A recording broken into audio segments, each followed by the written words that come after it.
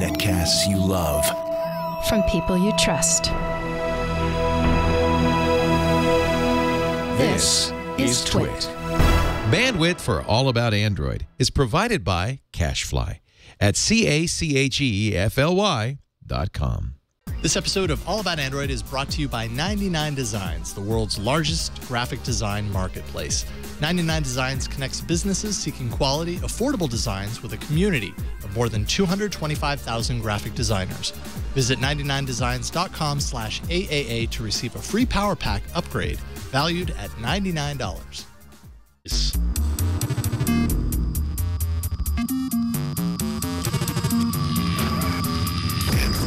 Hello and welcome to another episode of All About Android, episode 132, recorded on Tuesday, October 22nd, 2013. We're your weekly source for the latest news, hardware, and apps for the Android faithful. I'm Jason Howell. I'm Ron Richards. Woo. And I'm Gina Trapani. Yeah, in the saddle again. We are back. Ron, back. It is good to be back. You. I missed the show. I'm so sorry. To miss 1 week is bad. To miss 2 weeks just hurts. Yeah. So, but I almost kicked you off the show. I was in no shape to out of the band. I was in no shape to do it. I had no voice. It was awful. New York Comic Con beat me up. So, yeah. But I'm back. I'm well rested. Caught up on the news. Excellent. I'm bummed I missed the Google TV, Android TV thing, but so what? Okay, what do you have to say, real quick? Okay. Yeah, that was about it. That's all I probably would have said. Good. Yeah. Good. I'm happy we got that on the air. Yeah. That's what everyone says about Google TV. Thank you, Ron. But is that what everyone will say about Android TV?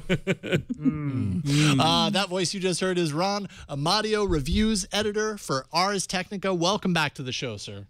Hello, great to be here. It is great to have you back. You've written some great stuff, particularly one article that we're going to be talking about in a few moments here that should spur some lively debate. I have a feeling that's about Google's Iron Grip. Ooh. That's a nice tease. Also, we're going to be discussing launching apps for Android first, something that seems to come up on the show here and there, adding more butter to your Android, and more. But first, I feel like we just did this. But we might as well do it again. 5 years ago today, the G1 launched. All right. We celebrated the 5-year announcement. Now we're celebrating the launch. 5 years ago today, you could actually get it. What are the odds that it would be today, that it's on a Tuesday? Yeah, every time. That when we did the show. Yeah, that's kind of weird. Like, why are these anniversaries lining up with our record day? I don't know. Yeah. I don't know. So 5 years ago today. I can't wait in a month to celebrate the 5-year anniversary of the G1 being out for a month. Yes, that was an important day. Yes. I remember where I was that day. I like that it was called The Dream because it was sort of anything but that. But it was a momentous release, the G1. I have warm feelings about the G1, which we talked about last week because we celebrated the anniversary then. I know. So. That's what it feels like. It probably was actually for you because you were out the last couple of weeks. So it's like literally the last time you were on, we did this already. There's always arguing when this comes up. Do you do SDK or the announcement of the formation of Android? But that's a whole show. Never mind. Continue. What is the actual anniversary day? Right. I love that phone. That was a great little phone. You bought it in advance, or it was shipped to you, or I went to go pick it up. I told the story. One of my friends had got it. I had drinks, and I went across the street and I bought it immediately. Yeah, it was great. The little nubbin, the little trackball. I feel like we didn't we just do this? Oh yeah, we just did this. Let's waste no more time doing this again. I feel like we're repeating ourselves, and that's probably because we are. Instead, let's dive right into the news. Chad Johnson caught Chad unawares.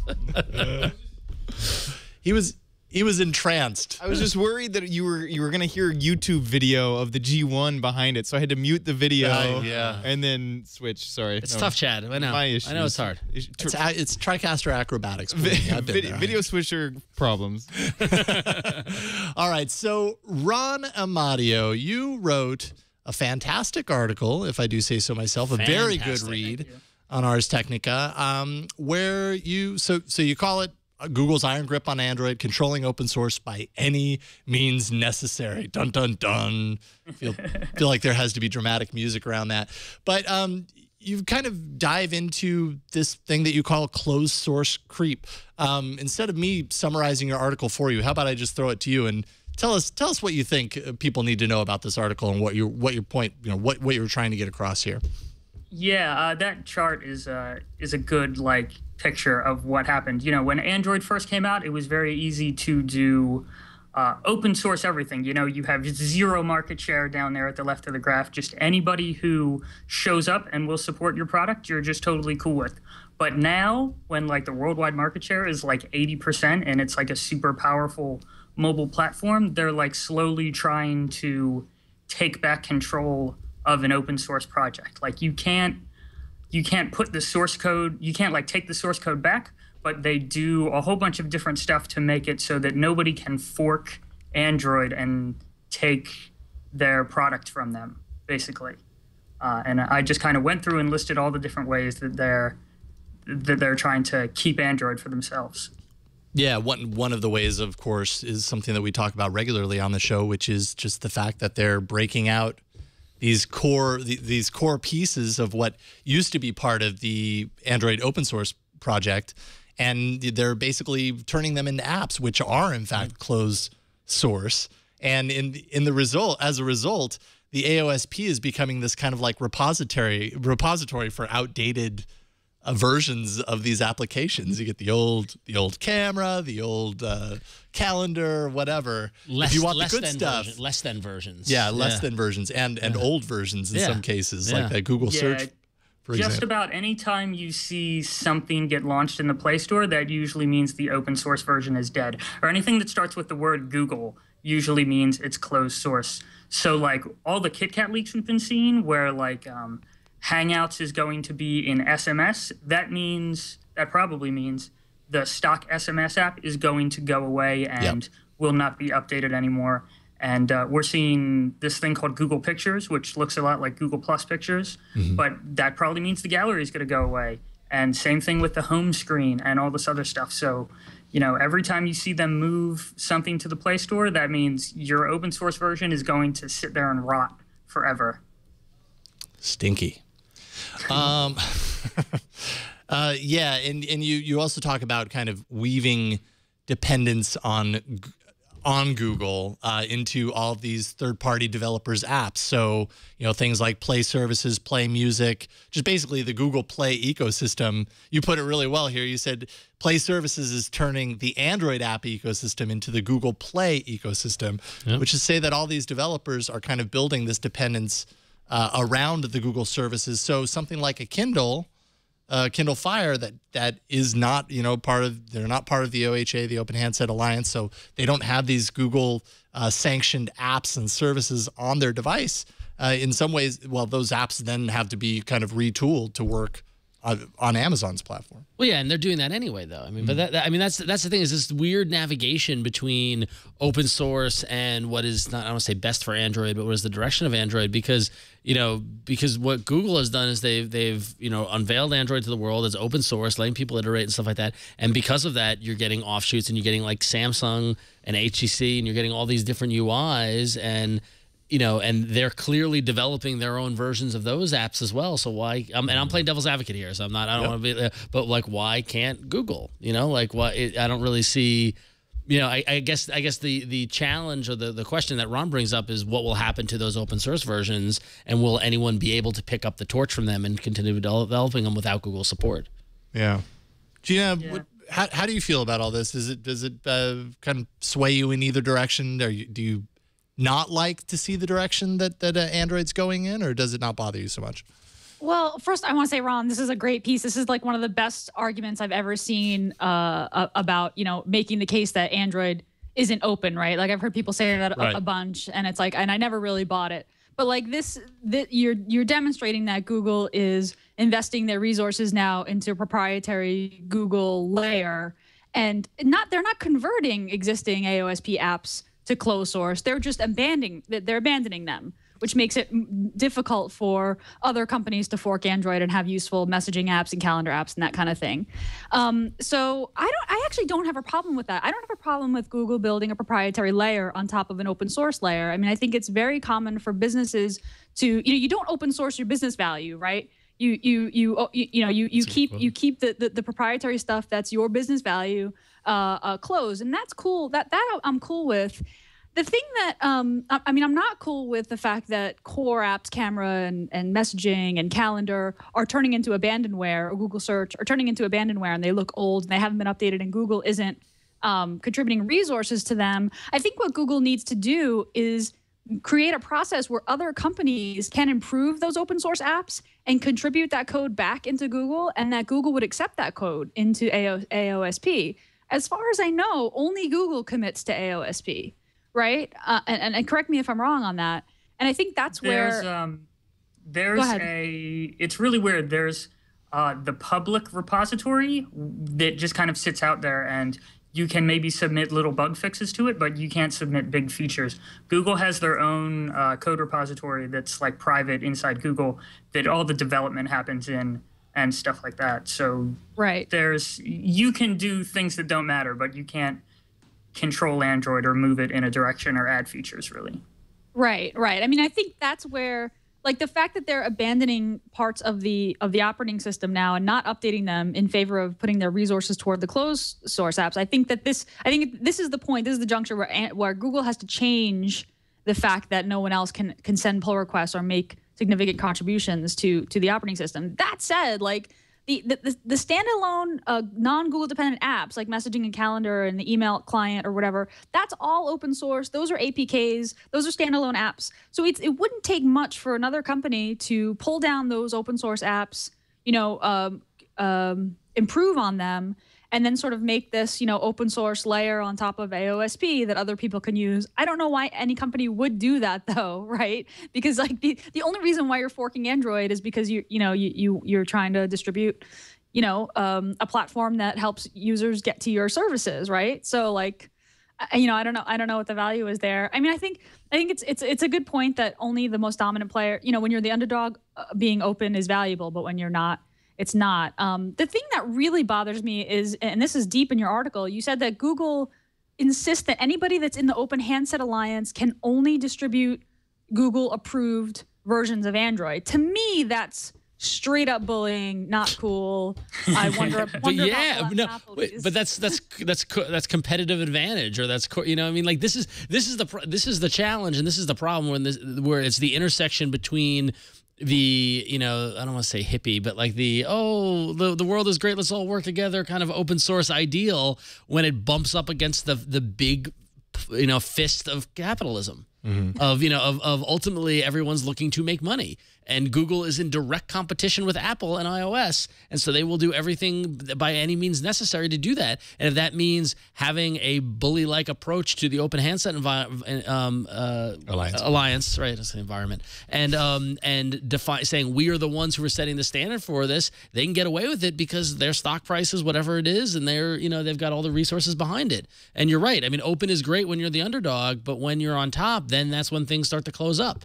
Yeah, that right there actually speaks to something we mentioned pretty briefly on last week's show about the Amazon potentially partnering with HTC to release phones in 2014. I mean, HTC would take the risk and possibly, as far as the OHA is concerned, be booted out the same way that Acer was with Aliun. If HTC really stepped in and started to work with Amazon on phones for Amazon, even though HTC is part of the OHA right now, that would be a device that that goes against that agreement. And why would right? Yeah, and why would that be? Why would that be in HTC's best interest? Because Amazon will write them a big fat check. But then HTC, but then you're stuck with Amazon forever, right? Because you will just get kicked out of the Open Handset Alliance. Google won't give you Gmail in the Play Store. And then I don't know how long. I mean, nobody really knows all the details about this Open Handset stuff. It's just whatever we've learned from lawsuits and public arguments between Google and other companies. So it's such a big risk, and we've gone through all this already with Acer and that Chinese company.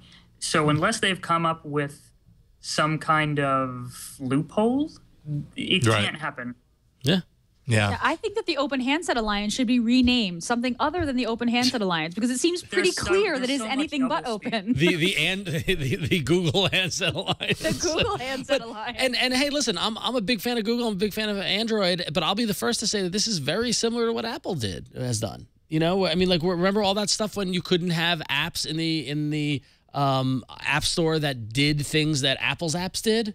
It wouldn't allow other messaging apps. It wouldn't allow other browsers. Do you remember that when we couldn't have Chrome on iOS because you had Safari? And don't worry, that's all you need. So there's a difference. I mean, but Google's versions, like, look, Hangouts is way better than Messenger, and Gmail is way better than like the standard, email client. I mean, Google is creating value that consumers want. I mean, consumers want the Google suite of apps so badly that all these companies are willing to agree to only distribute Google approved. It's just and I like that approach better than the iOS version of like explicitly saying, we know that there's a better browser called Chrome, but you're not allowed to run it on the operating system. But so that's the pro Google standpoint. The anti Google standpoint is like Google's saying that Android is open, right? But the truth is it isn't, right? But so they're kind of they're saying they're one thing, but they're behaving differently. Oh, they're speaking out of two mouths because open is yay developers. And everything else, cashes checks. Well, there's, what my angry commenters will tell me is that there's two different layers. There's always been closed source stuff on top of Android, but it's just the line between closed and open is moving more toward closed. But you can still download AOSP and get it to build on whatever you want. And like if you just fire up an emulator, you'll see what you can use that's actually closed sourced. And it's nothing. I mean, it's completely useless as a device. But you can still, it's like hackers can use it to get stuff up and running on a phone. But if you want to actually be commercial with it, if you want to make a useful product, you need to go talk to Google and license the Google apps because there's just nothing. Or you need to build your own, which is what Amazon did. Right. And that's competitive. Isn't that competitive advantage? Right. Yeah, I mean, that's their business value. Right. The Google layer, the proprietary layer that layers on top of the Android operating system is Play services and all that stuff is Google's competitive advantage, and Google wants, is offering enough value for consumers they want it, and Google's offering enough value to developers to develop for it, right? Which is the other thing that concerns me. Like Google Play services is awesome as a developer, but your app only works on Google devices, and that's okay because Google devices are the majority of devices, and Google's doing everything they can to keep it that way, right? So, in the end, like, is Fire OS, like, does CyanogenMod, like, do these alternate Android forks, like, do they really have a shot? I don't know. Yeah, the CyanogenMod thing is interesting because, like a couple of years ago when Google said, no, you can't distribute our apps, their response was to say that they were going to make open source versions of all of the Google apps. And this was like 2-3 years ago, maybe, where it was like a doable project. You only had maybe Gmail and an app store and Google Talk and like a couple other like really basic apps.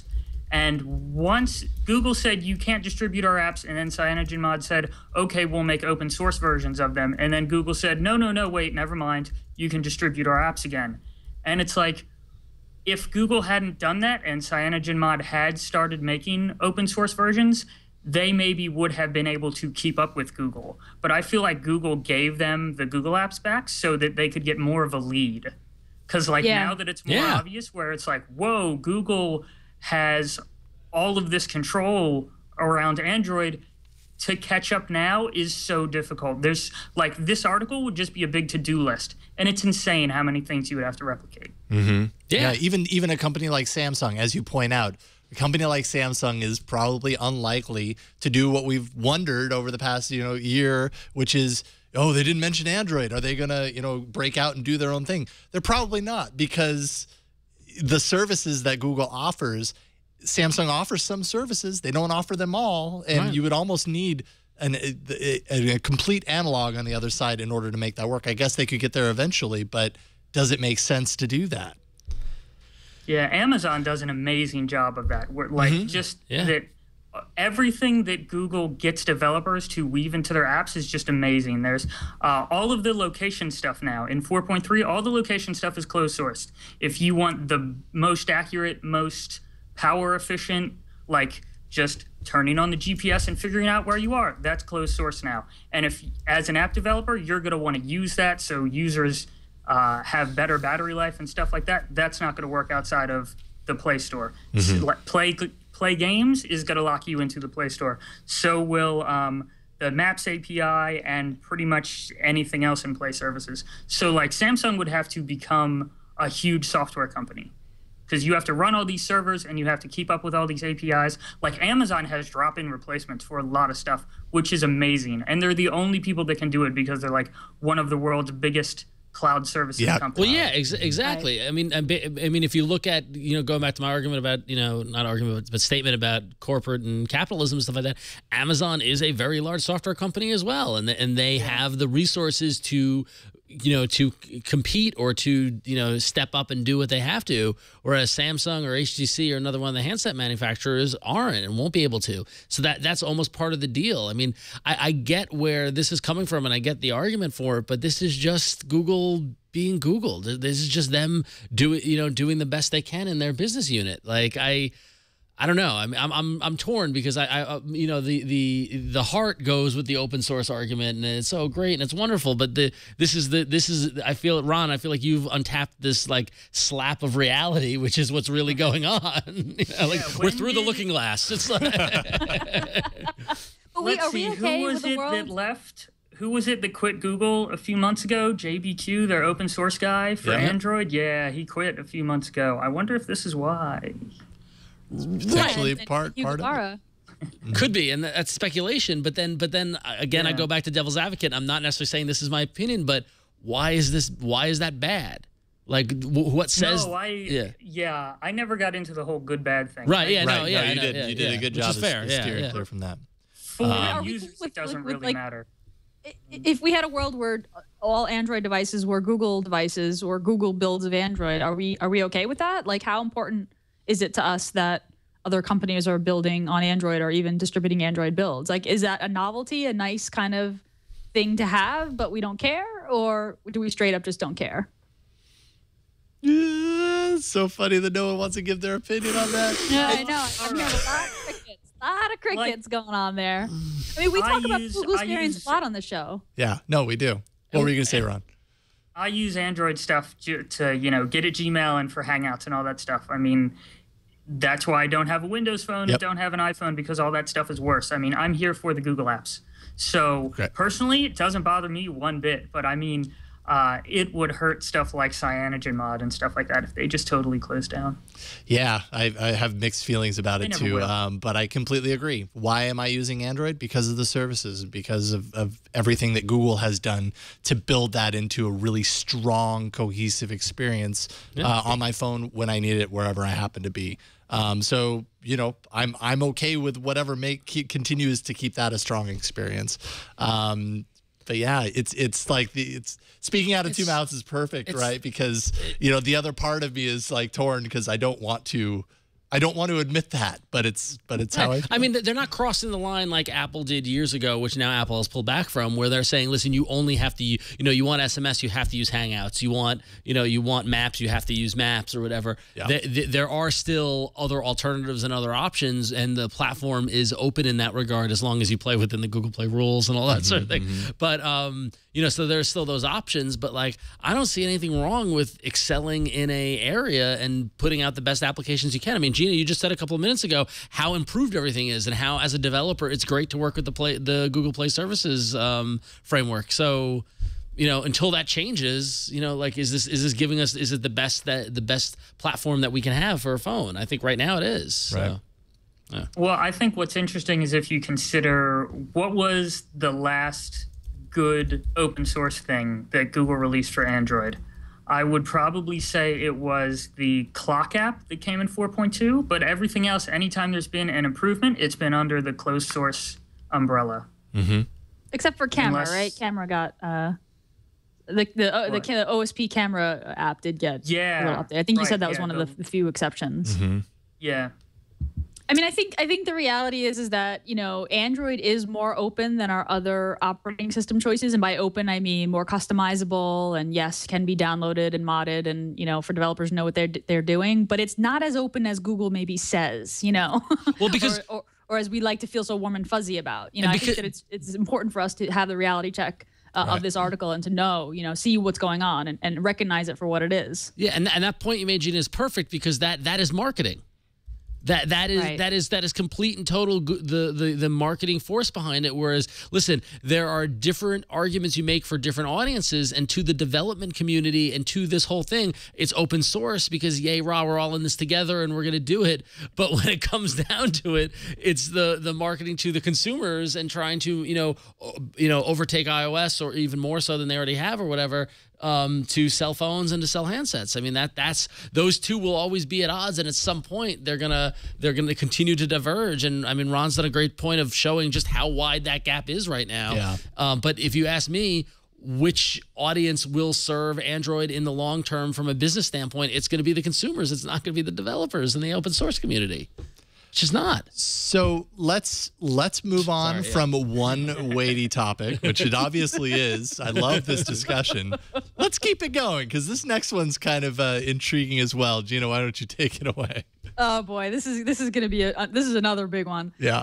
So we have imagined on this show even a world where new technology companies and startups develop their mobile apps, if not for Android first, for iOS and Android at the same time at launch. But Steve Chaney, head of business at GroupMe and a technology blogger, said that this is a myth, that it is never going to happen.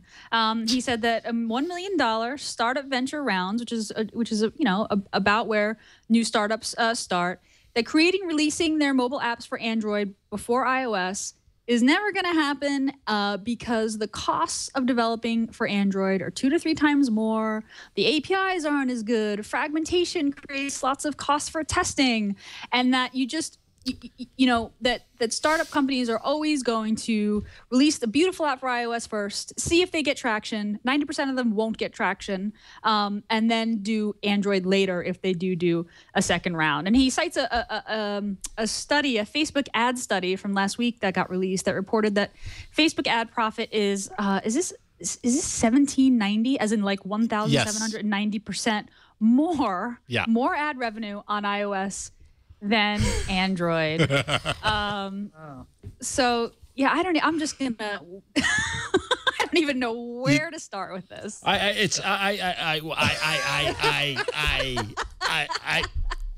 knew that this was gonna. I know. While you were bust a blood vessel. While you were reading that, Gina, I had the privilege of watching Ron's reaction this entire time. It's been great. First off, Steve, what kind of phone you use?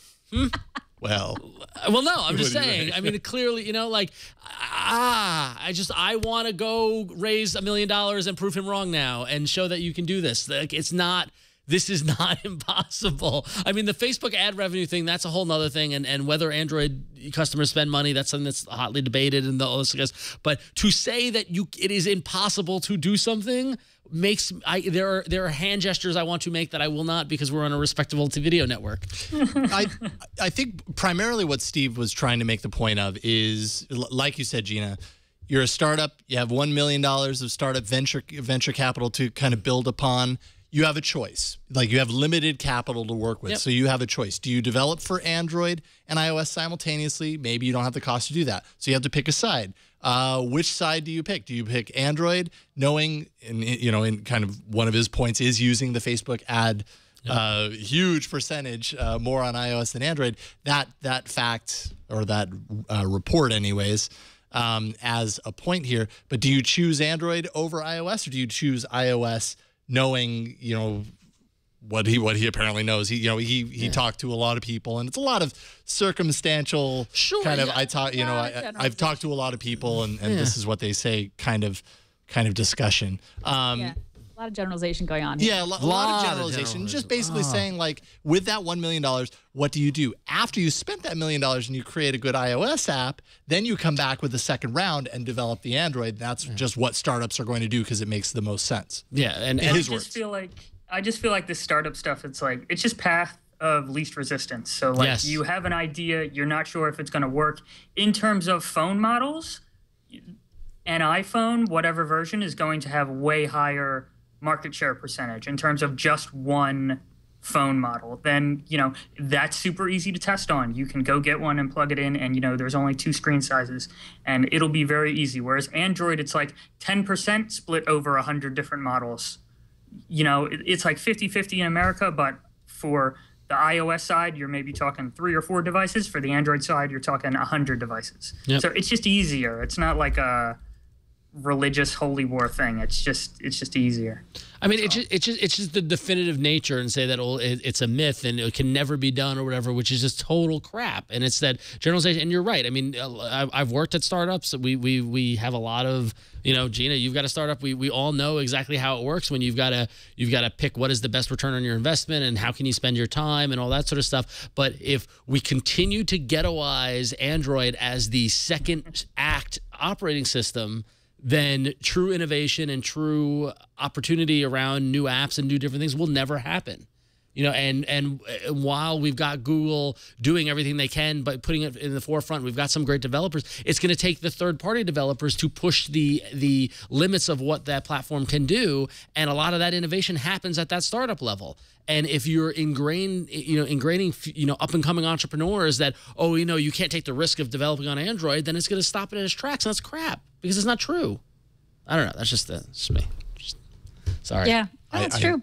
It's true. I'm very passionate about this, and I would never say, and I've never said only develop on Android and screw iOS. Like I think like if a VC came and handed me a check for $1 million and said, okay, you've got a startup, you're going to do mobile apps. What's your plan? My plan is simultaneous development, web, iOS, Android. That is the best bang for your buck, and you roll out features at a reasonable rate. You find a killer feature, you develop it, you refine it, you add more features, and you build from there, and you build the code based on all 3 of those things. I think all 3 of the things, that's where you find success. Facebook is a success on the desktop, on mobile, on tablets, or whatever. You look at all of those different things, there are very few applications that are solo success on mobile, and solo, and that's what I would do.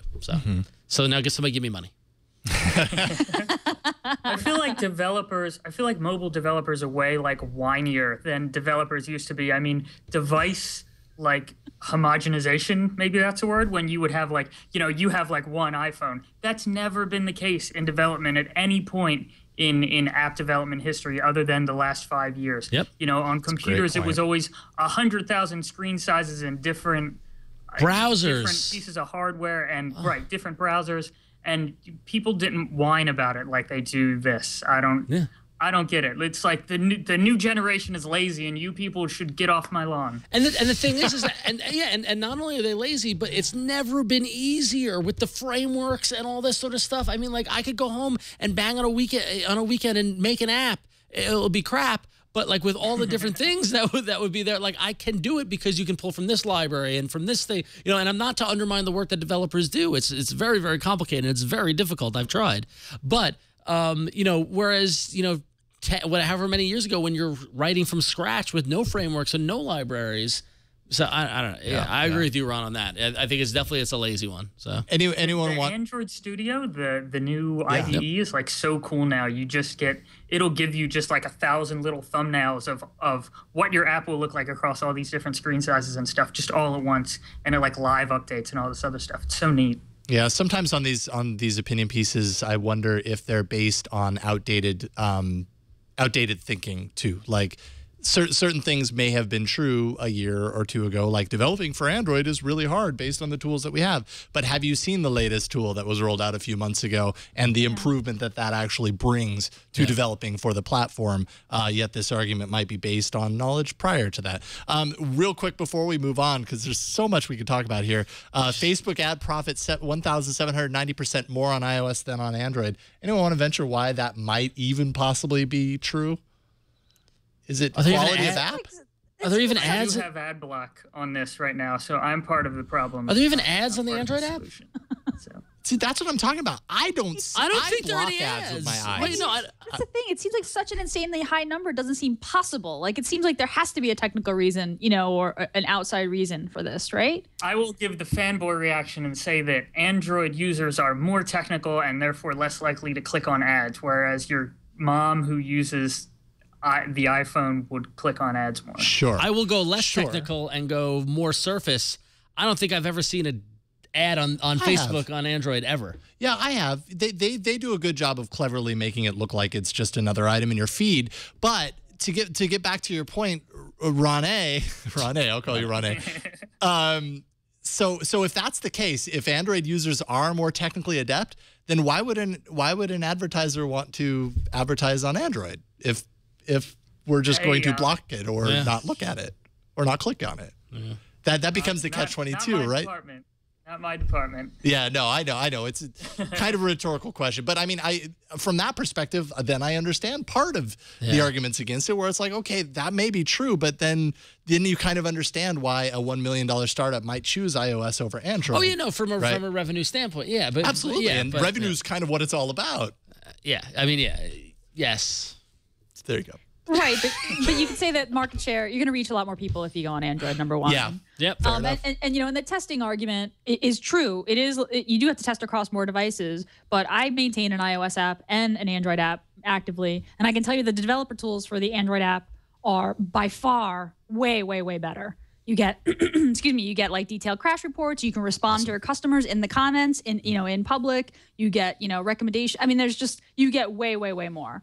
So I actually think that the developer tools that Google offers Android developers offset the testing burden that the fragmentation, the multi-device issue presents. Right. Well, and there's also the issue, and I've had many arguments about this in my professional days about people spending more money on iOS than they do on Android, and we forget that iOS has had how many year head start? Yeah, So I mean, so that's the thing, and there's a certain amount of training and stuff like that. And if you look at the revenue generated by Android apps and the Google Play Store, it is trending upwards because now it is reaching that critical mass and people are realizing it. And it's has to do with the economics of applications and what we expect for free versus paid and in-app. Because let's be honest, Google did a lot of work on the in-app purchasing environment. It wasn't perfect when it rolled out, and now it's a lot more seamless, a lot more easier. Sure. Lord knows it's those games where you spend 99 cents to get more stuff or whatever. I hear that's popular. Games that the kids I sounded so old days. saying that. But they're hula hoops and they're Pac-Man. Get off my lawn. So Ron, speaking of iOS, well, it's funny that this comes up because then, sure enough, we're praising Google Hangouts, and recently Google Hangouts had a major update on iOS. Where they had lots of new features and new wonderful things, and we're all kind of sitting here going, "Hey, what about us?" So Vic Gundotra assured everyone that, don't worry, we have a massive investment in Android. I promise you'll be happy soon. Don't get upset because we show some love to Google users who use iOS. There are a lot of them, and they are good people, smiley face. But basically, a lot of those features are like calling phone numbers from Hangouts free to the US and Canada, make and receive calls via Google Voice in Hangouts, and animated GIF support, which are important features as well. So we can only assume those are coming to Hangouts on Android shortly. And it's funny because there's Google playing both sides. Yeah, of course. Yeah, Google has to play. They have to play both sides. Yeah, so. Well, that's Hangouts. What is it on iOS? Hangouts 1.3, and Android is on 1.2. And 1.3 Hangouts leaked to Android police a bit ago, and that was the one that had SMS included and stuff like that. So we're getting all of that, and it's out there in testing. They just need to. They're just going to roll it out as the 4.4 brick whenever that launches next year. At this point, no, it's perpetually a week away. Yes, it's always the same. and we always know exactly when it is, don't we? Mm-hmm.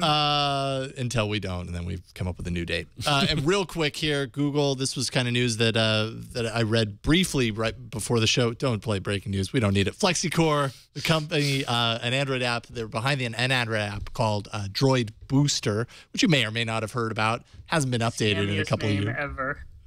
It's basically, they claim to make Android devices run up to 10 times faster, or at least they did when they were actively developing this app a couple of years ago. It was bought for $23.1 million by Google. So apparently Google thinks they have something valuable for speeding up Android. I don't know. What do you think about this, Ron? Because you actually wrote up the article on ours about this.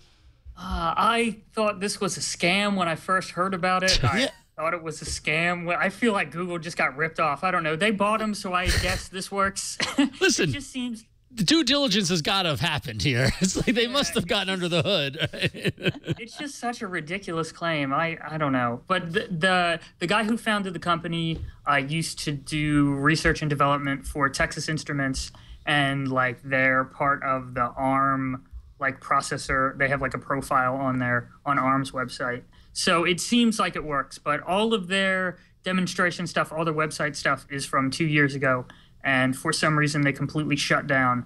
So like the 10x claim was from 2 years ago. The question is, how many optimizations have been made since then? How much of that stuff that they were doing to Froyo is still applicable to like KitKat? We don't know, but apparently Google thinks they're smart because they paid millions and millions of dollars for it. No kidding. Maybe they've cracked the code to the secret of life. I don't know. Yeah. Let's hope so, because my phone is slow. All right. Let's take a break and thank our sponsor, Pay Some Bills. You okay there, Chad? I just dropped my new phone. I think Chad just woke up. That's what that was. This episode of All About Android is brought to you by 99 Designs. We love 99 Designs. They connect people like you who might be looking for great graphic design. And, maybe you're not a great graphic designer. There's a community at 99 Designs of more than 225,000 graphic designers from all over the world. So you can get in touch with these people, these talented people, and basically get them to do your work for you, essentially. Whether you need a new logo, mobile app, business card, t-shirt, any kind of graphic design, you're going to find the right designer for your project by going to 99 Designs. Here's how it works. You tell 99 Designs what you need.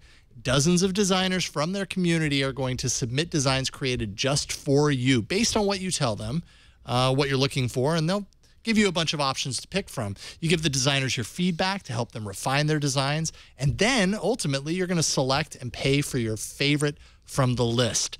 Just a really great way to kind of crowdsource your project and pick the very best one. Very effective. Are you developing an Android app? Maybe you're thinking of an Android app and, it's a fantastic idea, but you have no idea where to get started for the graphical elements, the icons, the buttons, or even just the design of your app in general to your mobile app. You can get that designed at 99 Designs. I mean, Chad's showing off a bunch of amazing app designs that are featured on 99 Designs. It's really, really great. You just let them know, let the designers know what your app is, kind of what you're looking for, and let them do the work. Check back later, and it's like you have a stocking full of graphic designs. It's Christmas every day at 99 Designs. You can start your next graphic design project for as low as $199. Visit 99designs.com/AAA. Doing that, you are going to get a $99 power pack of services for free. So you want to make sure and let them know that you got this from All About Android. 99designs.com/AAA. A power pack gives you more designer time and attention. 99 Designs will bold, highlight, and feature your design project in 99 Designs Marketplace, and you're going to get nearly twice as many designs that way as well. Visit 99designs.com/AAA to check it out for yourself, and we thank 99 Designs for their support of All About Android. Get people working for you. Makes sense. All right. Great. Yeah. I love that. I'm just looking for a reason to use them. I know. Yeah. It's like I want to get some of the design. Listen, if you were to give me $1 million for my app, I would outsource to 99 Designs. Do you need a new avatar? You've been using the blue, white, and red circle thing for a really long time. Maybe you need a new avatar for your Twitter. It's like Google my Plus identity, profile. Man. There you go. I know, but refresh that. I refreshed it. I refreshed it when I left Rev 3, so that was 2010. Give that identity a mohawk. Ooh. There you go. That's all I'm saying. There you go. All right. Let's jump into hardware. I feel like you just challenged me now to redesign my avatar. I think we need someone to design a new hardware bumper. Yeah. I agree. 99 Designs. That was not just the Zoom. That was the Zoom prototype that like Andy Rubin showed off once. Oh yeah. No, those drops have been there since before this show was really a show. Those are old drops. Yeah, those are alpha episode drops from like 2.5, almost 3 years ago. So, good eye, by the way. Well, wait till we get to that arena. The arena drop is the best. All right, sorry. All right, Gino, what's Lenovo have for us? Lenovo is introducing the A10. This is its first Android-powered convertible laptop. So check this out. This is a 10.1-inch notebook with a fold-back touchscreen display. So it's tablet mode, and I guess you would say netbook mode or laptop mode.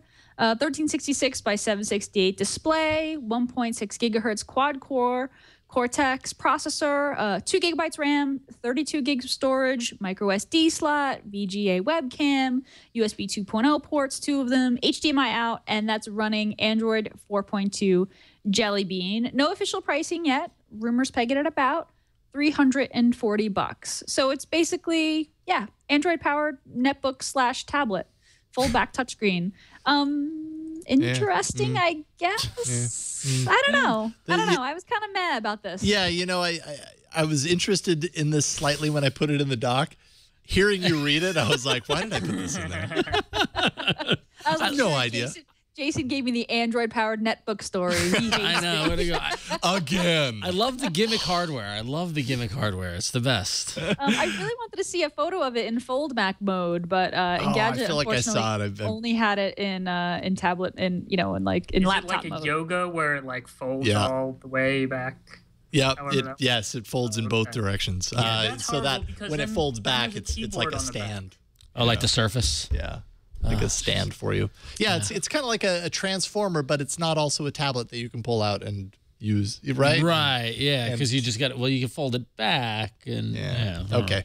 Not that interesting. Ron, what you got? What's a little more interesting is that either someone's getting fired at Google over the Nexus 5, or they're being very clever in how they're leaking information, because last week the Nexus 5 surprisingly appeared on the Google Play Store. There was photos. There was a price, $349 for a black Nexus 5 with 16 gig of memory, with the caption, "Capture the everyday and the epic in fresh new ways," starting at $349.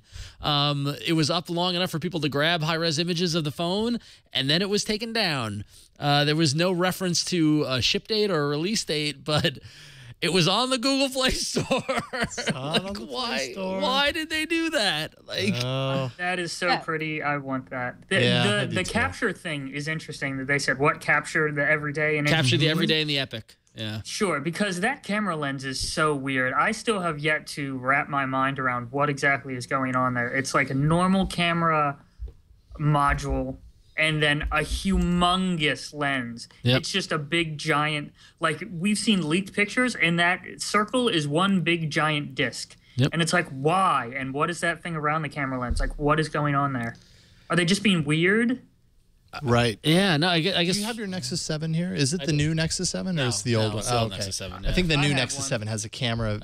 He's got one thing that's similar, does it? Is it similar? Or? Yeah. Kind of. Yeah, it's smaller though. Yeah.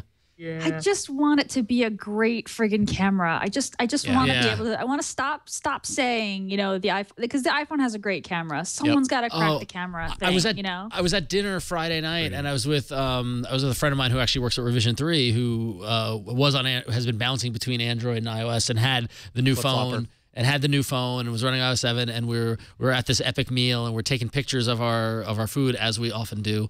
And as I'm taking pictures, he was just laughing. I'm like, "What?" He's like, "Oh, silly Android camera." And then we were comparing the photos we were taking, and I'll give him credit. The iPhone was a better photo. So takes really good photos. Yeah. There was the MEMS camera rumor that was circulating a while back, the micro electromechanical system camera technology that was rumored to be part of the Nexus, but that right around the 9th, I think, was Oppo ended up basically saying, no, that has nothing to do with the Nexus. It's us. I don't know, but kind of makes sense Oppo given that what's going on. Oh. But can we go back to why it was on the Google Play Store? Somebody had messed up. It was just a bad push. Yeah, like somebody. Do we pushed really website, think like a that? staging site. Yeah, no, yes. It's getting weird. Come on, it happened to accidentally be in the video. It's incredibly. This is an incredibly leaky ship. This is an incredibly leaky ship, or a well-crafted campaign That's my theory now. I don't know. That totally smells like somebody merged changes to some branch of change to the Play Store and it got pushed accidentally along with other stuff. But how many times has this happened with one product launch? It's happened too much. It's happened so much that it's like anyone in a boardroom is like, okay, we'll leak this and this and this. And that's why I think that they're really leaking it because Chad's with me. No one would have I'm against you. I don't think it's real. Like, I think it's happened so much, no one would approve that. There's too many leaks. Like, I think they think it's fake. I think there are too many. I think there are too many leaks for this to be coincidence. Accidental. All right, okay, Ron versus Ron. Ron, go. Wait, I think the smoking gun for this purposeful leak stuff, which I starting to think it is on purpose, but the Kit Kat video was however many months ago, and that was a dude standing like full frame with his Nexus phone, and it said Nexus on the back. And that was an intentional leak. That I thought was intentional. Then on, the stuff we saw in the FCC did not have a final back and did not say Nexus on the back. So the stuff that came from Google just happened to be a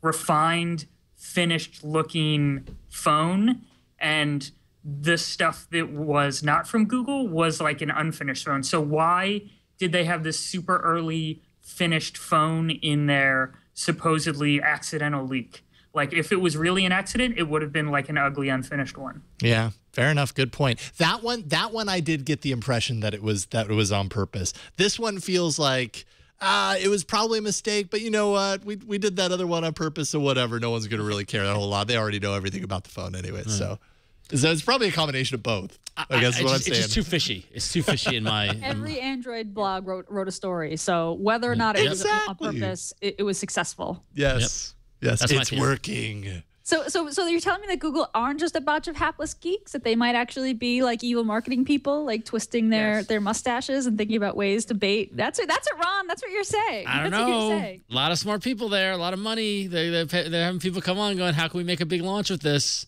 We've been talking about it for how long now? Since August? September? Yeah. I mean, those employees, they're emboldened. $1,000 stock price. Yeah. It's crazy. It's crazy that the Play Store listing is done. I feel like that should be like last when you write the ad copy and have like, pretty press pictures and stuff. It's like, so what is taking so long? Where is my invite? Still here. Exactly.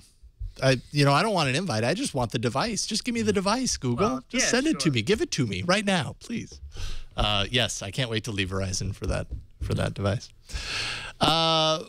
Let's see here. So Samsung, this was kind of interesting, started slapping stickers on boxes of the S3 and the Note 3, stating that SIM cards for other regions were not going to work on the device inside. Then Samsung stated that it only actually applied to initial activation because people, of course, flip their lid about this. Yep. Travelers in particular love to go to a different location, swap in a SIM, and that's the great advantage of it. Yeah, absolutely. Yeah. It's a big feature. Many users then reported that they couldn't use SIMs at all from other regions. It didn't matter whether you were just activating it in a different region, which I could kind of understand Samsung wanting to control, to say, no, you can't buy that over there and then bring it into this unsupported country or whatever and activate it there. Right. But Samsung addressed the complaints basically saying that region locking wasn't going away, but they would evaluate how to make it better, a more friendlier procedure for consumers. I'm just kind of wondering, why region lock like this? Like, why at all? It's just money, right? It's got to be. Yeah. I don't understand why you would do that. Yeah, it just seems anti-consumer to do that, but okay. Anyone feel anything different, or is that about all there is to say? That's it. No. Okay. I got nothing. Excellent. We had all of those. We had all of those hotly discussed topics, and this was today. This is an exhausting episode. That's all I have to say. We haven't even got to the arena yet. I know. Oh, boy. Let's move to apps.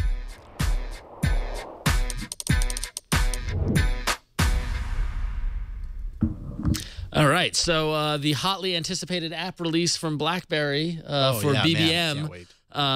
So you laugh, but those BlackBerry users love their BBM. So BlackBerry felt the need to do a how-to video on how to use BBM, which is just kind of funny in its own right. Kind of a little video there showing on how to use the BlackBerry Messenger application. Which is, I don't even know what to make of it. Yeah, I mean, It's just less the story, more just that it exists. Those may be the biggest hands I've ever seen. Those are enormous hands. Yeah. But what's interesting about this release, though, is that the simultaneous release of BBM for iPhone and Android saw 10 million downloads within 24 hours. So here we are snickering and making fun of BlackBerry and BBM, yet 10 million people in 24 hours downloaded it.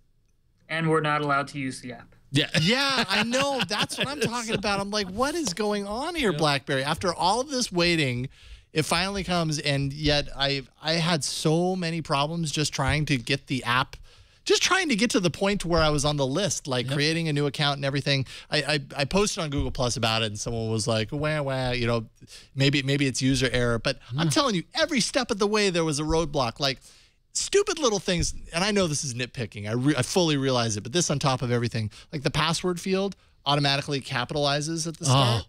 So you have to, hit the. Oh, jeez. I thought that was just like one thing that the confirmation email never came, so I had to do it the next day. It was like, I'm trying too hard to operate this app that I know BlackBerry wants me to operate, me and everybody else. They got a lot of downloads. Some people are saying that maybe the ratings in the Play Store are kind of fluffed up because it's getting really good ratings, but a lot of them are very similar. So weird stuff going on here. Wackiness. Yeah, Android Police has this whole astroturfing thing. Wow, all the messages are pretty similar. It's like, thank you so much, BlackBerry team. I was waiting for this app forever. Blah blah blah. That's funny. It's so typical BlackBerry though. Like, I was all ready to like do a hands-on of this app and like, tear it apart probably because it'll probably suck. But it's like, I couldn't even use it. So, in a week or so, I'm going to get an invite, and I'm not even going to care. I'm just going to trash it because it's going to be like last week's news. If you just let me use the thing, I would have written an article about it. But like, I'm over it now. They're making it so hard you're making it hard for me to like you, BlackBerry. And I want to at least give BBM a chance because I care, BlackBerry. I do. You were strong. Now you're not. So difficult. Even tech reporters can't use it. I know. I was like, I just realized at a certain point I don't care enough to continue doing. Cross-platform launch, right? iPhone and Android. Yeah, it was. Yeah, there you go. Yep. Yep. So, if BlackBerry can do that.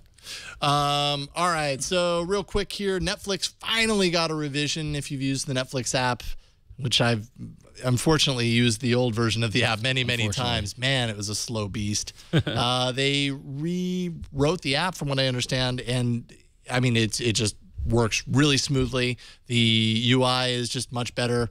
Ultimately, I just wanted to call it out because it's about time. It's one of those app updates that you've been waiting around forever for, and finally, it's totally usable. So go Netflix. I'm bummed to not see multi-user support in there, though, because that seems to be their big kick these days and seems ideal for a mobile app to have multi-user support for the household.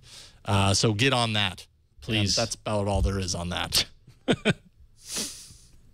I'm assuming. Gina, what you got? The Play Store is getting some updates. The new Play Store app update includes slide-out navigation with a little hamburger on the side there. And, of course, Android Police always there with an informative APK teardown, which reveals a ton of icons related to the as-yet-unannounced app Newsstand. So it looks like this app Newsstand is going to soon replace Play and Play magazines. And in fact, speaking of newsstands, Google has sent out invites to a Google Play event for this Thursday, so the 24th. For a while, people were speculating this is going to be the Nexus 5. This is going to be the hardware announcement. Doesn't sound like it's going to be that at all. It sounds like it's just going to be about Play Store. So it looks like perhaps Newsstand is going to launch on Thursday. So sorry guys, no Nexus 5. It looks like the icons are going to be purple. Yeah, based on the APK teardown. The Google Play News thing has been in development like forever. Like I think a year ago, maybe we found stuff on the Play Store website for Google Play News, and then everything was yellow, and it was going to be a different section. But now I guess they're just going to like absorb the whole magazine section and turn it into newspaper stuff too. So that'll be cool, I guess. So why Google are you trolling us like this? Event on Thursday, okay, newsstand, great. I'm sure you're excited about it, and it's the kind of cool thing that you've been working all this time on. But Nexus 5, come on. Maybe at the that was newsstand, totally on purpose. maybe at the newsstand announcement, there'll be some photo of the newsstand on an Nexus 5, and they'll be like, "Oh wait, that wasn't supposed to be there." Yeah, right. Pull the video. I'm just saying, I wouldn't be surprised. If that happens, you called it wrong. Yeah, I know. So another update to Google Music actually happened. Those of you who are using Google Play Music like I do every day might have opened up your desktop app or your mobile app and saw the new little "I'm Feeling Lucky" radio icon of a little bit of dice as we see a merging of the classic "I'm Feeling Lucky" Google search button into the Google Play Music. Basically, Google Play Music has had suggested radio stations, kind of Pandora-esque, based off bands or specific songs. When you load up Google Play, say, play this radio, give me Morrissey radio or whatever. But now you hit the "I'm Feeling Lucky" radio, and it will just give you a radio station based off your listening preferences and your listening history, which is kind of interesting. I'm not a fan of it personally because I don't like when they give me songs I don't want to hear. But it's pretty cool. I don't know. What did you think of it, Jason? Did you like it? I feel the same way. Like pushing a button and just getting totally random. Yeah. And the thing is, I guess when I'm lazy, but I mean, the thing is, it's based off my listening preferences, but they're putting in bands that I definitely don't want to hear, and I know I can just skip them on being lazy. But this actually this opens the door to some of my criticisms of Google Play Music, which is they suggest these radio stations based off bands in your list, but I don't want them. Like, there's no way to swipe them to get rid of them or to say go away or stop suggesting this or like, please, just because I have one Johnny Mathis Christmas song doesn't mean I want a suggested radio station on Johnny Mathis. Like, there need to be more personalization controls, and maybe there are, and I just haven't found them or played with them yet. But it looks like they're going in this in that direction, at least in some, playing up the streaming radio kind of aspect of it. So kind of neat, nonetheless. And then finally, also there was an update. All these updates to the Google Maps engine, Android app that allows you to view custom maps that were created with Maps Engine, which is really kind of neat. Which is kind of a user-generated content based on the Maps Engine. So, for example, NASA's got a light map, and the World Bank has a GDP growth rate map. So, as organizations and users are using the Maps Engine, we can now view them on the Android app, which is pretty cool. So, I like those custom maps. Cool. To be part of Google Earth, there was a thing in the settings where you could load Google Map Engine stuff. Yeah. So I don't really get the separate app thing, but fine, whatever. Now there's 3 mapping applications. So. Yay. How many more do we need? What are the 3? Maps? Maps, Earth, and Map Engine. Oh, right. Maps, Earth, and right. Yeah. Okay. And it used to be navigation used to be its own icon, and that is no longer. It's folded into Maps. It's folded into Maps. Right. It had an icon, but it was still Google. Just Maps. Yeah. Maps. Yeah. I'm getting confused already now. Awesome. Yeah. Great. More splintering. Yay, fraction. All right. Fragmentation. Well, apps. Let's do the arena. This is going to be fun. Let's go into the arena. Yeah. So many enter, but only one lives. Android Arena. Last week, 4 apps in the arena, and it looks like first place was Cronus Home and Lock Screen Widget. Yes. Boom, Gina, triumphant lead at 41%. Good job. There. While Ron's out, I gotta strike. Yeah. Oh, you don't have to worry about me. Come on. Sorry, Jason. Let's be honest. Let's be honest. Well, we'll see. I honestly think today's arena is jam-packed with awesomeness. I always think that, but today's particularly good. As far as last week, second place, Aviate at 24%. Ticket to Ride, third place at 17%. And Pebble Canvas, 17%. Really far back there. Kind of surprised about that. All right. So, Ron, you've been out for the last couple of weeks. So, as your punishment, you go first. All right. That's fair. I'll take the punishment. So, ironically, I've chosen an app from a startup that I've been tracking that released their iOS app first, and now they finally released their Android app. So, hey, what are you going to do? That ain't right. Yeah. So Circa is a startup that is actually based here in San Francisco, and I know a couple of people that have been, tracking it and talking about it. And it's been really kind of an interesting approach to news. And basically, what the application is it's a news reader for your phone or tablet. And it's not just a collection of feeds or anything like that. Rather, there's a curation element to it. And it's a different way to absorb news, less so from this news article was posted on USA Today, go read it. Rather, it approaches what's happening in the news from a topic standpoint, and then they've got people on their side who are feeding the app content, who are curating it, pulling from different sources, and giving you a picture of the news storyline. Okay, so I know it sounds kind of weird. Let me show it to you. We'll dive right in here. So here we are. We got the app. It is optimized for tablet. So if you have a tablet, if you are going to, if you want to go hard, landscape, it readjusts pretty nicely. I'm going to stay in the portrait mode because I want to this is very similar to the phone experience. When you load it up, it's got a great little rundown. You kind of get one story that's kind of the highlight story at the moment, and then a rundown of different stories. And you'll notice that they are topics. So, for example, the headline here is new iPads headline Apple's October 22nd event. But then it also pulls up, and if I hit the hamburger button here, I can choose what I want to see. So they've got top stories, they've got United States, and then they've got categories like politics, world, technology, and science and health. So if I switch over to just, to world, it will give me world news. And here's China's human rights record comes under scrutiny at a UN panel. KFC Taco Bell owners see promise in India. So interesting news from all around. If I tap through to one story, what happens is that it dives into that story, and then it gives me kind of like a top line, it gives you the photo and kind of a top line kind of description. But then what you do is you see these little cards, which are little snippets of different stories that are really going to give you the essence of what the story is. So let me go to a story that's actually more relevant to our world. Here, I'm going to go to a story that I'm actually following, which was the BART strike ends. So last night when I was prepping for the show, I saw, the BART strike ended. Thank God. And so here I've got, the first kind of thing says the strike ended after a tentative agreement was reached on October 21st. Limited train service will resume on 4 a.m. on October 22nd. Then there's a quote here, and it's basically all different information from different stories. And if I hit this little I button up top here, it gives me the list of all the citations. So if you want to know where they're pulling the information from, this first one came from the BART website. Then the next one came from ABC's website. The next one came from a local CBS station in San Francisco. Next one from the San Francisco Chronicle, all the way down.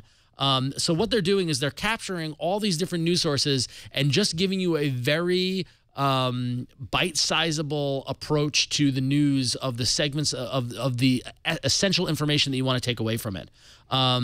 Once you get through their little bite-sized bits of the story, it will suggest other stories. So, for example, there's information about a Bay Area bike share and, kind of related articles. And then what you can do is up here, you can choose to follow the story or not follow the story. Right now, I'm following it, so I quickly unfollowed it, but I'm going to say to follow it.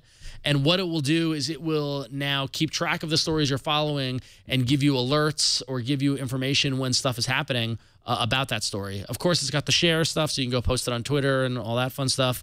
I hit the share, and it's going to pull up I can share it to the various different applications. Notice it's not, it's using its own little kind of custom kind of share menu, which is cool. If I go into the settings, you can see here, you can control the content, so you can say, do you want to show graphic content or not? That's not actually nudity. It's actually graphics or text, so keep that in mind. You can set what you want your default home section to be, whether you want it to be just the stories I'm following or top stories or one of their other categories. You can enable the smooth scrolling. You can set in how often you want it to download stories in the background. But then also on the notifications, you can say whether you want to get notifications for stories you follow, whether you want to get breaking news updates, which is right up our alley. They will give you notifications for breaking news as it's happening. I don't know how they're setting that threshold for breaking news, but I guess if, God forbid, something disastrous happens, they'll send you an alert. When you open it. that, does it play the Kit Kat song? It does not play the Kit Kat song, no, unfortunately. So if Chad was good, he would have had it queued up. But so. New TriCaster woes. It's okay. Thank you very much. Okay. But all in all, as somebody who does not like news and does not like keeping up on news and does not like, really being informed, I kind of rely a lot on Twitter and a lot of my friends and stuff like that to kind of keep me informed as to what's going on. I found Circa is doing that in a more educated manner. It's giving me just the bits of information about topics that I need to know in an easy way to digest it and an easy way to grab it, and also makes it really easy to follow the stories that you actually care about. I would like to see more categories. I would like to see a sports category. I would like to see an entertainment category, but they're a growing startup and they're going from where they need to go. So, it's a nice, elegant interface, and I dig it. I've been using it on my phone and my tablet. Also, when you go to portrait mode, the story loads, or whatever, I can never remember. The story on the left loads up on the right. So that's kind of your interface there. So if I change that, it will see does that. So so Circa News, it's free. Give it a shot. If you're a news junkie, you might dig it. It's a different approach to reporting the news. Awesome. Circa News. Heard a lot about that when it finally launched on Android. Yeah, and then it launched on iOS, and I was like, why did you do that? Why? There you go. It's Circa News. Check it out. So let's see here. I think that means I'm next. I'm going to do an app. It's pretty quick hit here. And Chad, I'm sorry to switch things up, but MHL actually isn't going to work for this app, so I'll just use my over-the-shoulder. Hopefully that works for you. My app is called Switcher, and it basically started off as an app, listed in XDA, and it recently went to the Play Store. Essentially, what it is it's a way to kind of bring your multitasking bar out of the little window down in the corner that you tap and make it an action instead. So what I'll show here, let's see here. Oh, yay, there we go. So I have it right now set up for this corner of my screen. If I go up there, I feel a little click, and it allows me to kind of switch between. And it's actually pretty fast. It picks it up pretty quickly. You could hit down to the bottom. Here, let me give this. I just launched YouTube. Yay. So it's basically a switcher that's always active, and it's always over there. It's just another way to kind of get access to that. The reflections. One thing that I would say for the developer, I'm sure they're going to get there, is sometimes the icons aren't as high res as they could be. Like this, for example, is the Google search icon, and it looks a little fuzzier than you're getting from the settings for Switcher. But, maybe they're pulling that in a strange way, and that'll get fixed. But I like where it's headed. You can set it up so that, your the position, do you want it on the right edge or the left edge? And so right now I have it over there, obviously.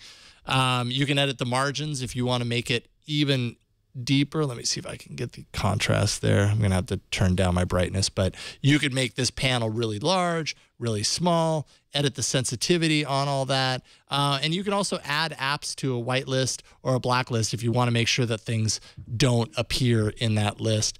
And it's kind of straightforward for the most part.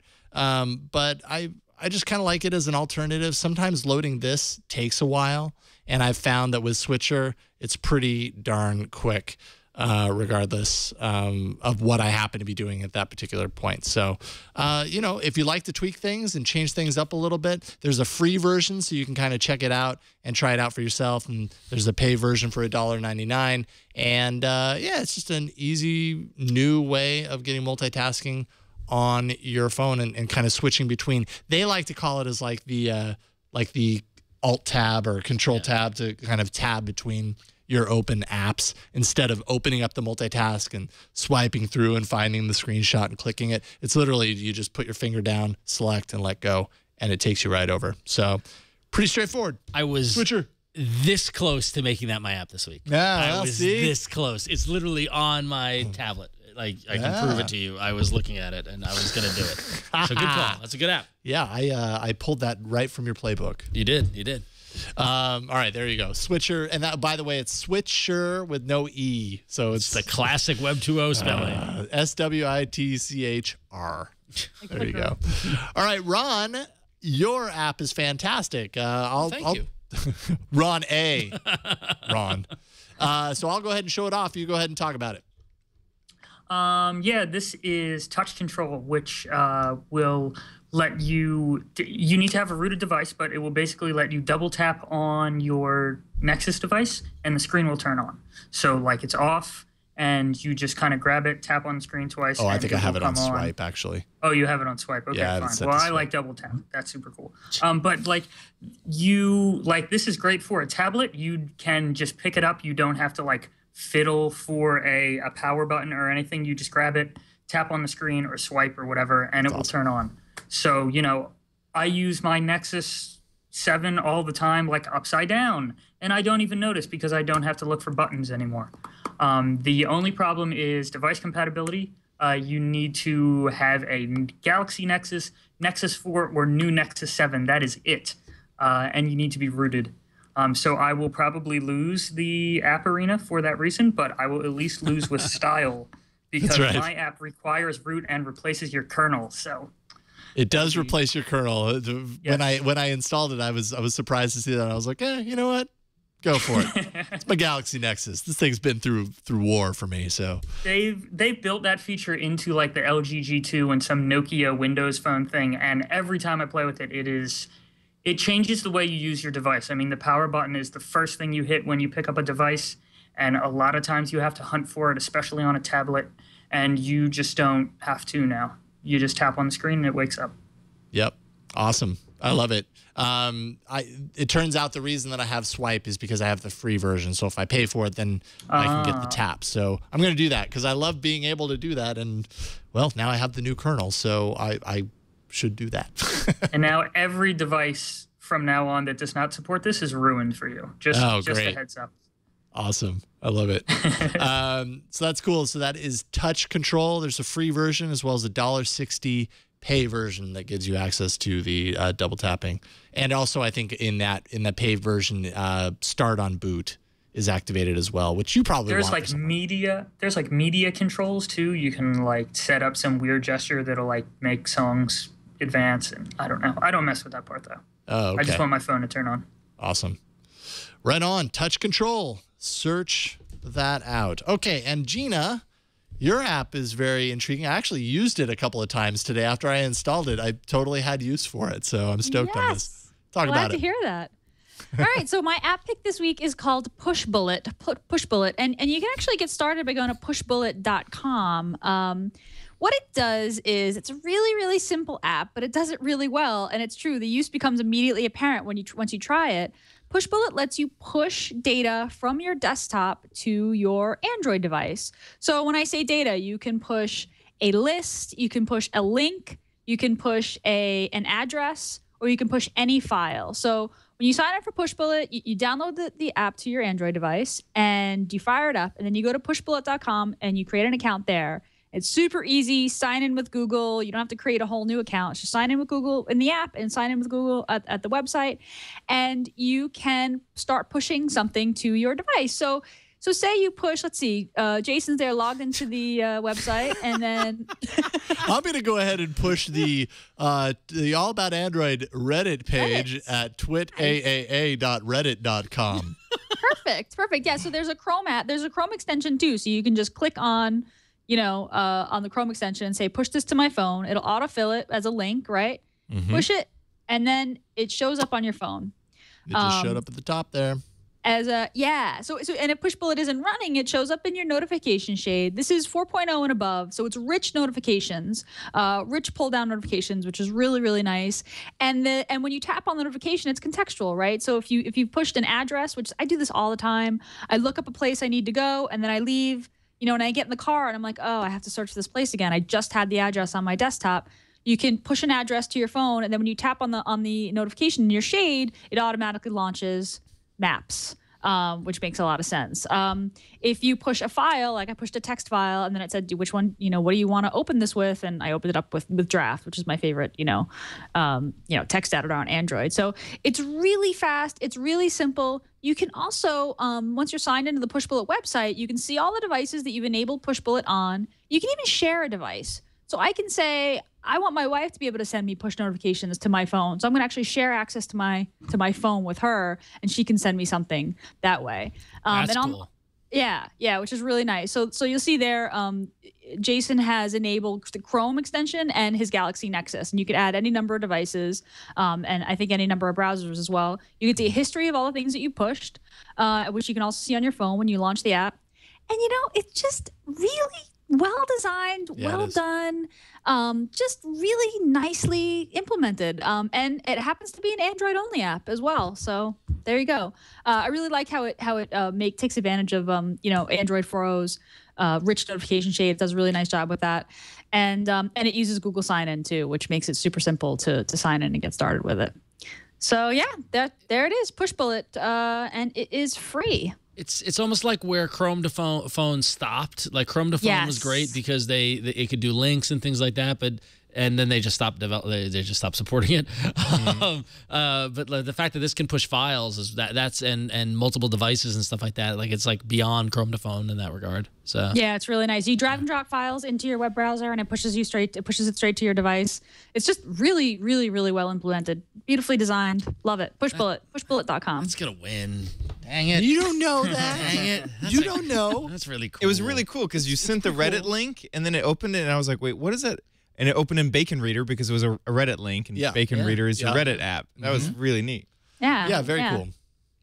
Very cool, Gina. Fine. You're probably going to win. Fine. Jeez.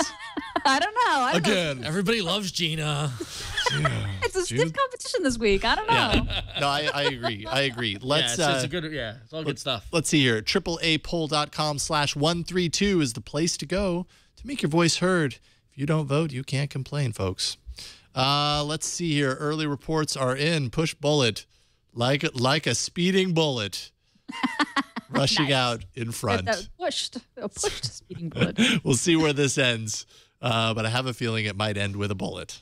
You never know. You never know. You never know. You never know. Circus pretty gorgeous, and so is Switcher. Yeah. See, I'm being charitable here, guys. Thank I like you. Thank you, Gina. I Control's personally, pretty awesome too. I like just touching the screen and it coming on. So That's pretty cool. That's These are all awesome. good That's apps. They're all really cool. Why can't we all win? Why does it have to be a competition? Can we go back to the old voting mechanism? Yeah, right. We'll get a country to suddenly vote you up with 500 votes when we normally my brother only and get sisters in India. So that is it for the arena and it for this episode. Fantastic discussion on today's episode. Ron Amadio, thank you so much for joining us once again on the show. It was a pleasure having you back, man. Awesome to be here. Thanks. Yeah, absolutely. This is kind of your opportunity to tell people what else you're working on. Obviously, you finished that mega article. Got any other mega articles that you're working on right now? Next is probably like an Android design history thing, which I'm working on. I actually have a G1 in the mail to make this happen from eBay. So excellent. But all my stuff is at Ars Technica, or you get the real nitty-gritty stuff on my Google Plus page. Just, I don't know. How do you find a person's Google Plus page? Just Google Ron Amadio. Yeah, and Google you'll it. find it somehow. Unfortunately, those shortened URLs are not. I thought they were plentiful. going to roll out those vanity URLs to everybody. You have to be verified and all this other junk. I got Twitter verified the other day. Go me. Ooh, congratulations! But, Wow. Nice. But I need to turn that into like a Google Plus verify thing. You would think once again They'd be weighted or something. Once again, at Ron now, I don't know. You might be on their bad side now after that article. But, yeah, maybe. But you would think, again, we know people at Google are watching the show. Why don't you verify all of us and give us vanity URLs? Verified. Yeah. If I got a vanity URL, I would use Google Plus way more. There you go. It's true. We would probably all. And I would redesign my avatar. So there you go. Oh boy, sweeten the deal. Wow, I have a vanity URL and I don't use Google Plus that much, so I don't know. Maybe I haven't been grateful enough. Maybe if I use it more, I'll get you guys. Wow. Well, you the vanity URL. We talked about this already too. It's from Null, right? Wasn't that like a Yes, right. yeah, It was yeah. a backdoor Null was to the sort of vanity a backdoor, URLs, yeah. Yeah. Well, if people want to use your vanity URL, Gina, to find you on Google Plus or pretty much anywhere else, what are you working on? What awesomeness do you have going on? Where can people find you? You can find me on Google Plus, plus.google.com/Gina Trapani. I actually just visited the Google campus and stood in person in front of the Android statues at the top of my Google Plus profile right now. That was really fun. My company ThinkUp just launched last week. We started a crowdfunding campaign to get 1,000 subscribers, and it's doing really well. We're at 850, which I'm really, really excited about. So if you're interested in social networking analytics and owning your data and finding out more about the way that you present online, the way that that you participate online. Do check that out. That's at thinkup.com. And I also co-host This Week in Google, which is on Wednesdays at 1 p.m. Pacific with Leo and Jeff Jarvis. So if you like All About Android, you'll love Twig. You should come on by tomorrow, 1 p.m. Pacific. I'm really excited to do the show then. Awesome. I am proud to say I was an early backer. I got in on that level, and I am stoked. Yes, I can't wait for the show. So thank you. good stuff at ThinkUp. Ron, what about you? Since everybody missed me, you can go find me at about.me/RonXO. Links to my Google Plus that I rarely use, and Twitter and Facebook and all that fun stuff. And by day, if you're into comic books, you should check out imagecomics.com, where we've got DRM free downloads off of Image Comics' website. You can go enjoy The Walking Dead and Saga and East of West and the wonderful comic books that we put out. What is the name of the documentary, The Walking Dead documentary? Oh, yeah. If you go on YouTube, I think it's called The Walking Dead 10th. Just Google The Walking Dead 10th Anniversary, and there's a documentary on YouTube. It's on The Walking Dead's YouTube channel.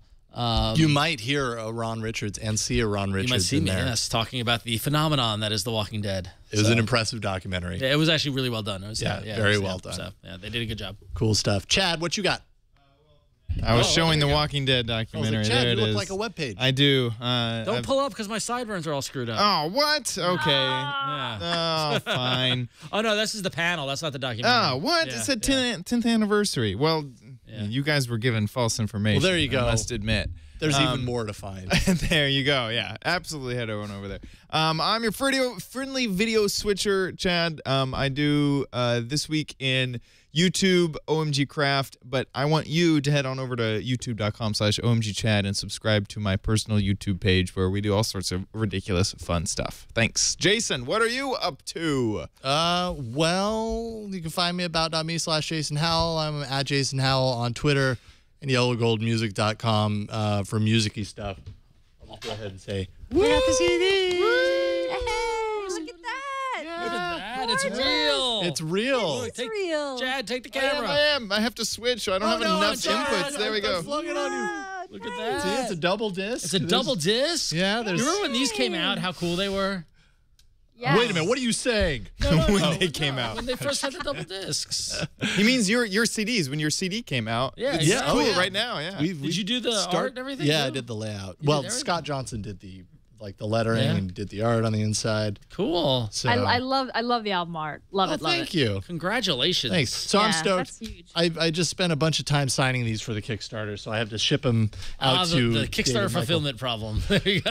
I'm telling you, Kickstarter fulfillment is the hard part. Yes, that's I where know. that's where you kind of earn it all there. It's a lot of work. But anyways, so that's what I've been working on. I've been very happy with that. Just wanted to throw another shout out to the All About Android Reddit, twitAAA.reddit.com. We're getting more action in there thanks to Kyle D, Tom Girk, ICU, Captain Kipper, Inverse Sandwich, Slashtop, Ishting, Ian. A lot more people kind of posting stuff in there, but we need people in there to vote because that becomes very valuable to both me and us for creating the lineup, but also for you guys to kind of talk about the things that you want to talk about. So there you go, twitAAA.reddit.com. And that is it for this week. Leave us a voicemail. We didn't play any this week because there was so much discussion, but I promise you there's a video mail coming next week. 347-SHOW-AAA is the voicemail number. Email us at aaa@twit.tv. Find the show on Twitter. We are there at Android Show. Show notes can be found as well as past episodes at twit.tv/AAA. You can also find our episodes all over the internet, YouTube, iTunes, the usual places. And finally, you can catch us live every Tuesday, starting at 5 p.m. Pacific at live.twit.tv. That's it for this week. We'll see you next week on another episode of All About Android. There's a frog in my throat there at the end. It's a lot to say. Bye, guys.